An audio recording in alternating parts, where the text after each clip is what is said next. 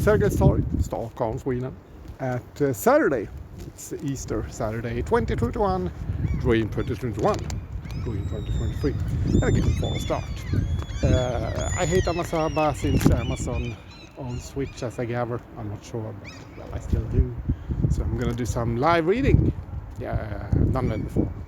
But I'm back since I am doing a live performance at the futuristic project. Pries Verhon is my name. Futuristic art is my game. And again, fall start. Well, I wrote 8 practicum books that really are 2023.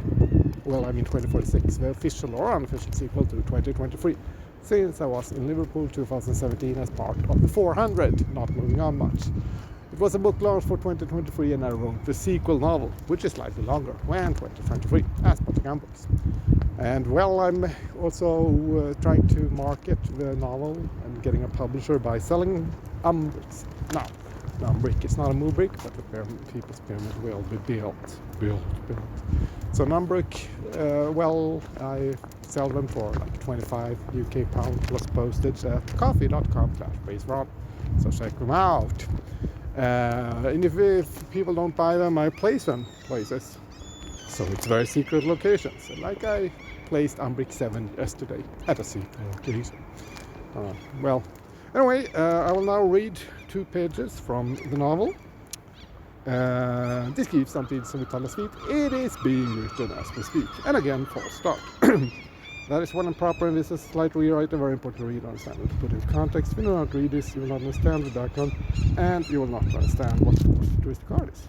You will not understand this manifesto without realizing, reading the background. I will now keep explaining the background. Pay attention. As mentioned earlier, 2014 was somewhat of a rough year, but I decided to fight the system and fight the power, and also to fight the law. I fought the law, and behold, I actually won. I won against bureaucracy and extreme though, and I did it due to creating forced futuristic art. It is really quite simple. I had to complete certain tasks in order to get my paycheck, welfare, whatever you may call it, and it had to be done with bureaucratic correctness. Doing it wrong basically meant no money. So I took it upon myself to attach art. I created some trailer for my feature film, for example. I invented the city workers to an anti-racist events. I applied for more money than I could just to be denied said money. And have a case in law with Stockholm here in Sweden. Förvaltningsrätten. I applied for money not to get money, but in order to bring my art not only to the city workers but to court, also to invite more people to my anti-racist events, and in order to create forced futuristic art. I must now explain why this art is forced. Since it is hard to explain art and you just make it spread. Since it is hard to get others to be even interested in your art, you just make it spread and make it available. Since I put it together with bureaucratic papers, it had to be stamped, it had to be given a DR number, a court case number, and actually read, look and take notes on what I created. They had to look at my trailers. They had to read my invitation, they needed to put my words down on paper since it was part of my case. This may not mean they understood my art, this may not mean they liked my art, this may not mean they even knew it was art, but that is not what is important. What is important is they had to study my art, they were forced to study my art, and they had to summarize, at least put my words and art down on paper to make a decision in my case. I'm now giving you a background, also the concept and framework of how forced futuristic art works. I will explain why it is forced. I will now explain how forced futuristic art is futuristic. I will begin by saying how it is not futuristic. It is not futuristic in the way the futuristic manifesto written around 1900 is futuristic. This is not a futuristic manifesto. I do not approve of futurism in original context. Next page. This is important. I make forced futuristic art. I write the forced futuristic art manifesto. I do not approve futurism in its original form. And again, false start. Okay. Yes.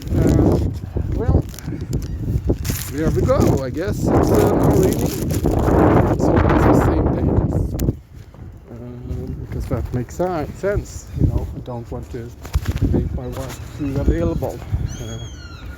I have to keep it underground in order to keep it from falling into the wrong hands, if you know what I mean. Both to know who knows, since the Jams wrote